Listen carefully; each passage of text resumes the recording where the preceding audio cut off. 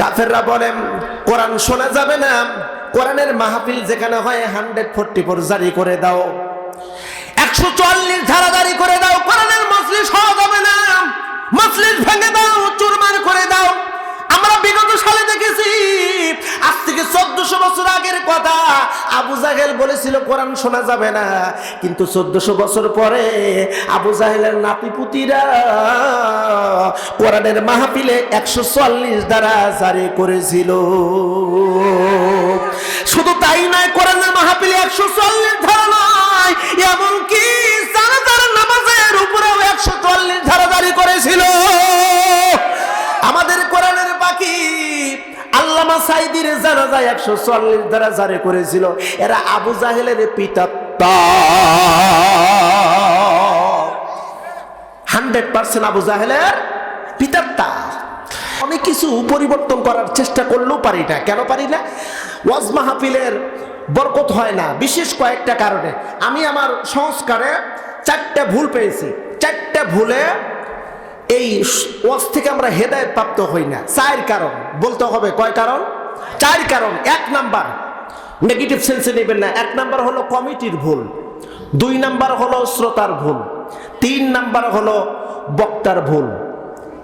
1 number কমিটির ভুল, 2 number শ্রোতার ভুল, 3 নাম্বার হলো কমিটির ভুল, আর 4র্থ নাম্বার যিনি পরিবেশন করেন মাইক অপারেটর। এই 4 ভুলের কারণে বক্তার ওয়াজ শুধু ওয়াজই হয়, এটা বাস্তবে পরিণত হয় না। 4টা কারণে ভালো করে বুঝবেন। 1 নাম্বার কমিটির ভুল কিরকম? আমি এবার একটা বক্তা আনবো, এমন একটা বক্তা আনবো, ভাইরাল বক্তা, মানুষ যাতে আসে হাজার হাজার আর বলবে না রে অমুক তাই একটা বক্তা আনছিল, ওই জায়গায় হাজার হাজার লোক হয়েছে, মানুষ আমাকে বাহাবা দেবে, আমাকে ধন্যবাদ জানাবে, আমার নাম প্রচার করবে। তাহলে এখানে মাহফিলটা দেওয়ার উদ্দেশ্যটা কি হলো? মানুষের সন্তুষ্টি হলো নাকি আল্লাহর সন্তুষ্টি? মানুষের। জোরবান কি? মানুষের। 1 নাম্বার ভুল। 2 নাম্বার শ্রোতার ভুল হলো যে যেমন তেমন বক্তার ওয়াজ আমরা শুনি না। যে বক্তার একটু কণ্ঠস্বর ভালো আছে, ভাইরাল বক্তা, ভাইরাল, ইরে বাপরে বাপ, ইনি ভাইরাল বক্তা, এরা শুনতেই যাওয়া লাগবে। কণ্ঠস্বর ভালো হতে হবে, ভাইরাল বক্তা হতে হবে। তাহলে আপনাদের কাছে আমার প্রশ্ন, ওই শ্রোতার মনের যে চিন্তা ধ্যান ধারণা, এটা কি আল্লাহর সন্তুষ্টির জন্য নাকি তার ব্যক্তিগত স্বার্থের জন্য? 2 নাম্বার ভুল গেল। 3 নাম্বার বক্তা। এবার আমরাও কি কম? দাওয়াত যখন দেয়, হ্যালো কই থেকে ফোন দিচ্ছেন? কয় কক্সবাজার থেকে। তো ঠিক আছে, ভালো কথা, ডেট দিতে পারি, তো আমাকে টাকা দিতে হবে 1 লাখ, অগ্রিম দিতে হবে 50,000, মাহফিলের আগের দিন দিতে হবে 50,000। খাটাস মার্কা এরকম ডাকাত বাংলার জমিনে আছে না নাই? কথা বলতে হবে, আছে না নাই? এবার বক্তারও এখানে ভুল কিন্তু আমরা পাইলাম। আচ্ছা বলুন তো, বক্তার ইসলামের দাওয়াত দেওয়া নাকি টাকা কামাই করা? একটু জোরে সোরে বলেন না কে? টাকা কামাই করা। এবার মাইক অপারেটর যিনি আসছেন, ওয়াজ যেমন তেমন হয়ে আমার টাকা পাইলে মিটে গেল। কথা বলেন না কে? এত বড় 4টা ভুলের কারণে জাতি কি হেদায়েত পাবে? হেদায়েত শূন্য, হেদায়েত শূন্য। এ কথা আমি মাঝে মধ্যে বলেই থাকি। আল্লাহ রাসূল বলছেন, ইয়াতি মিনাজ জামানি লা ইয়াবকু মিনাল ঈমান। এমন একটা জামানা আসবে, ওই জামানার মানুষগুলোর চাকচিক্য সৌন্দর্য মণ্ডিত হবে, ইমানদার, দাড়ি, বিশাল দাড়ি, মাথায় টুপি, বিশাল পাগড়ি, গায়ে বিশাল জুব্বা, কিন্তু ভিতরে খলস, কোনো ঈমান নাই। এরকম জামানা বর্তমান আছে না নাই? ভাই একটু জবান খুলে আওয়াজ দিয়ে বললে খুশি হব, আছে না নাই? আচ্ছা আমি এখানে এসেছি, আমি কি আমার বাপ দাদার কথা বলতেছি? কথা বলেন না কা? রুহুল আমিন যুক্তিবাদী আসলে খুব সুন্দর সুন্দর কথা বলতো, গুলজার হুজুরের কথা টক টক লাগতেছে, এই শীতের ভিতর থাকা দরকার নাই। আরে ভাই, নিজেকে তুমি মুসলিম বলে দাবি করো, অথচ আল্লাহ পাকের পরিষ্কার কথা, ওয়াইদা কুরিয়াল কোরআন ফাসতামিউ লাহু ওয়া আনসিতু লাআল্লাকুম তুরহামুন। যেখানে কোরআনের থেকে আবৃত্তি করা হয়, কোরআনের আলোচনা করা হয়, উপস্থিত মুসলমানের উপরে ওই কোরআন শোনা ওয়াজিব হয়ে যায়। আল্লাহ নিজে বলছেন ফাসতামিউ লাহু, তোমাকে শুনতে হবে কোরআন।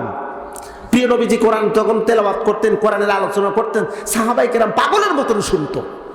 যার কারণে তাদের অন্তরের ভিতরে ঈমান বৃদ্ধি হতো। আল্লাহ কয় ইন্নামাল মুমিনুনা আল্লাযীনা ইযা যুকিরাল্লাহ ওয়াজিলাত কুলুবুহুম ওয়া ইযা তুলিয়াত আলাইহিম আয়াতুহু যাদাতুহুম ঈমানা। যখন কোন মুমিন কোরআনের মজলিসে বসে পড়ে, কোরআন শোনে, আমি আল্লাহ ওর ঈমান বৃদ্ধি করে দেই। সুবহানাল্লাহ। ঈমান যত বাড়বে কোরআনের প্রতি আকর্ষণ বাড়বে নাকি কমবে? 100% বাড়বে। আর আল্লাহ কয় তখন ওই লোকটা আর কারোর উপর ভরসা করে না, ভরসা করে একমাত্র কার উপরে? একটু জোরে বলতে হবে, একমাত্র আল্লাহ তাআলার উপরে ভরসা করেন। অপ্রিয় বন্ধুরা, আমি আর দীর্ঘায়িত করব না। প্রিয় নবীজি দাওয়াত দিচ্ছিলেন বিভিন্ন ভাবে, নবীজিকে নির্যাতন করা হয়, নবীজি দাওয়াত বন্ধ করেন না। অবশ্য এটাই হতে হবে, মুমিনের গুণ হবে এটাই। তারা যখন হকের দাওয়াত দিবে, হক প্রতিষ্ঠিত করার জন্য লড়বে, ওরা কখনো পিছুপা হবে না। আল্লাহ তাদের ব্যাপারে বলেছে ইন্নাল্লাযীনা ক্বালু রাব্বুনাল্লাহু সুম্মা ইসতাকামু তাতানাজ্জালু আলাইহিমুল মালায়েকা আল্লা তাখাফু ওয়া লা তাহজানু ওয়া আবশিরু বিল জান্নাহ। আল্লাহ কয় মুমিন, ওই ব্যক্তির ব্যাপারে আল্লাহ নিঃসন্দেহে পরিষ্কার কিছু বার্তা দিয়েছেন। নিশ্চয়ই যারা আল্লাহর প্রতি ঈমান আনয়ন করেছে, এরপরে ইস্তেকামত করেছে, আমার উপর যত জুলুম নিপীড়ন করা হোক না কেন, হকের প্রতি থেকে, হকের পথ থেকে এক বিন্দু পিছুপা হব না, আমি সরব না, আমাকে সরাতে কেউ পারবে না। আল্লাহ কয় বান্দা, আমি রব তোর জন্য সুসংবাদ দিলাম, আমি তোকে সাহায্য করার জন্য ফেরেশতা আমি প্রেরণ করব, ফেরেশতা প্রেরণ করব। তাতানাজ্জালু আলাইহিমুল মালায়েকা, আমি ফেরেশতা পাঠাবো তোর কাছে। ও মুসলমান, নবীজির উপরে নির্যাতন পর্যায়ক্রমে কয়েক ধাপ। আপনারা জানেন কতটুকু জানি না, আল্লাহর নবীজির উপরে নির্যাতন করা হলো। রাসূল যখন প্রকাশ্যের কালেমার দাওয়াত দিচ্ছিলেন, 3 বছর নবুয়তির 3 বছর পর থেকে প্রকাশ্যে দাওয়াত, নবীজির উপরে নির্যাতন। কিতাব প্রমাণ করেছে রাসূলুল্লাহর প্রিয় স্ত্রী খাদিজাতুল কুবরা রাদিয়াল্লাহু তাআলা আনহা ইন্তেকাল করলেন, আবু তালিব ইন্তেকাল করলেন। হুজুর আমার তায়েফে গেলাম, তায়েফের মানুষ বিশ্ব নবীজির উপরে নির্যাতন করলেন। নবীজি আমার তায়েফ থেকে ঘুরে আসলেন, আল্লাহ রাব্বুল আলামিন প্রিয় নবীকে মেরাজে নিয়ে গেলেন, মেরাজ করলেন, মেরাজ থেকে ঘুরে আসলেন। এরপরে আমার নবী বেশি বের হন না, বাহিরে তেমন যান না, কারণ আল্লাহ পাক রব্বুল আলামিন নবীকে বিশেষ একটি হুকুম জারি করেছিলেন। কিতাবের মধ্যে আসছে হুজুর আমার বেশি ঘর থেকে বের হন না। যদিও মুফাসসির কিরামগণ বলেন আল্লাহ পাক রব্বুল আলামিন এমন একটা আয়াতে কারিমা নাজিল করে যখন বললেন উদউ ইলা সাবিলি রাব্বিকা বিল হিকমাতি ওয়াল মাউইদাতিল হাসানা, নবী হিকমতের সাথে একটু দাওয়াত দেন। প্রিয় বন্ধুরা, আল্লাহর নবী ঘরের মধ্যে অবস্থান করেন 3 দিন মতান্তরে 7 দিন ঘর থেকে বের হন না। মক্কার বড় বড় নেতারা চিন্তা করা শুরু করলো, মুহাম্মদ বিন আব্দুল্লাহ কি এলাকা ছেড়ে চলে গেছে নাকি? আমরা যতটুকু জানি তার প্রিয় সাহাবীরা তারা তো এলাকায় নাই, তারা ছেড়ে এই মক্কা ছেড়ে চলে গেছে, কেউ মদিনায়, কেউ গেছে আবিসিনিয়ায়। মুহাম্মদ বিন আব্দুল্লাহ ও সেও কি হিজরত করলো নাকি? গোয়েন্দাগিরি করা শুরু করলো।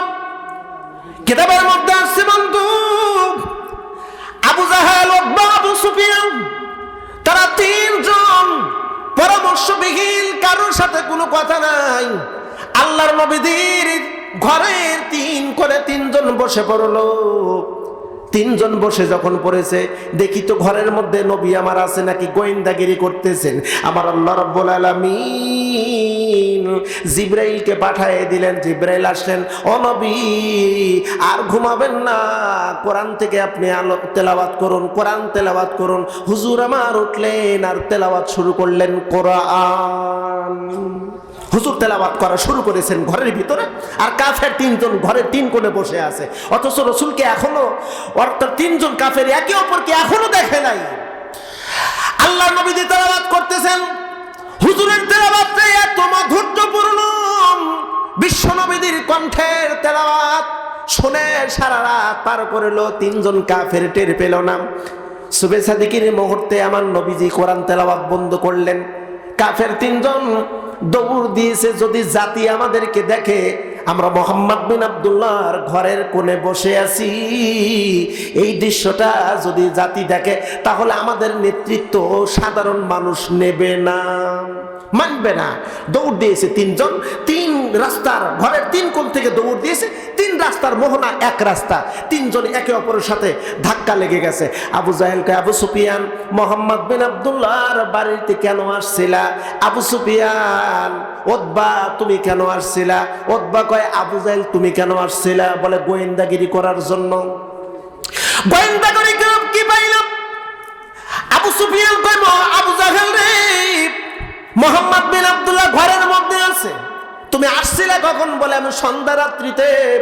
বলে সন্ধ্যা রাতে আসলা, এখন কেন যাও? বলে আমি কোরআন তেলাওয়াত শুনলাম। উতবা তুমি কি বলো? বলে আমিও কোরআন শুনেছি। আবু জাহেল বলে আমিও তাই কোরআন শুনেছি। উতবা কয়, আবু জাহেল রে, একটা সত্য কথা বলি, কাবার মালিকের কসম করে বলি, মোহাম্মদ বিন আব্দুল্লাহ আসলে সাধারণ কোনো মানুষ না, সে একজন নবী। আবু জাহেল কয়, বুঝছি তুমি মনে হয় কালেমা পড়ছাও নাকি, ওই দলভুক্ত হইছাও? বলে না না, সত্যি কথা বললাম। শপথ গ্রহণ করো, আগামীকাল থেকে মোহাম্মদ বিন আব্দুল্লাহর বাড়িতে আসা যাবে না, কোরআন তেলাওয়াত শোনা যাবে না। শপথ গ্রহণ করো। তিনজন একে অপরের শপথ গ্রহণ করলো, আগামীকাল আমরা কেউ আসবো না। শপথ গ্রহণ করে চলে গেল। তাদের এই শপথটা আল্লাহ পাক রব্বুল আলামিন কোরআনুল কারীমে রেকর্ড করে জানায় দিলেন, وقال الذين كفروا لا تسمعوا لهذا القرآن والغوا فيه لعلكم تغلبون। কাফেররা বলেন কোরআন শোনা যাবে না, কোরআনের মাহফিল যেখানে হয় 144 জারি করে দাও, 144 ধারা জারি করে দাও, কোরআনের মজলিস হওয়া যাবে না, মজলিস ভেঙে দাও, চুরমার করে দাও। আমরা বিগত সালে দেখেছি, আজ থেকে 1400 বছর আগের কথা, আবু জাহেল বলেছিল কোরআন শোনা যাবে না, কিন্তু 1400 বছর পরে আবু জাহেলের নাতিপুতিরা কোরআনের মাহফিলে 144 ধারা জারি করেছিল। শুধু তাই নয়, কোরআনের মাহফিলে 144 ধারা নয়, এমনকি জানাজার নামাজের উপরেও 144 ধারা জারি করেছিল। আমাদের কোরআনের বাকি আল্লামা সাইদির জানাজায় 144 ধারা জারি করেছিল। এরা আবু জাহেলের পিতা, 100% আবু জাহেলের পিতাত্তা। আবু জাহেলরা শপথ করেছিল সেই দিন, আগামীকাল থেকে কেউ আসবে না। দিনের শেষে রাতের গভীর